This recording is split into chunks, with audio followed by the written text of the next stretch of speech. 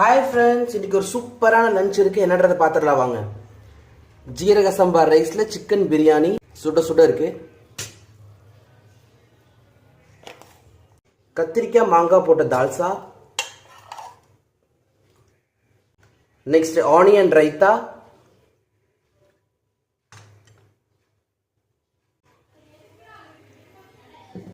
chicken 65, fish fry and முட்டை. ஒரு சாப்பாடு எடுத்து எல்லாத்தையும் தொட்டு சாப்பிடலாம்.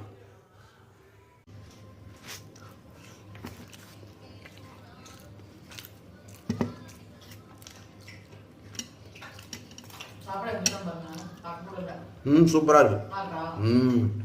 எல்லாமே சூப்பரா இருக்கு.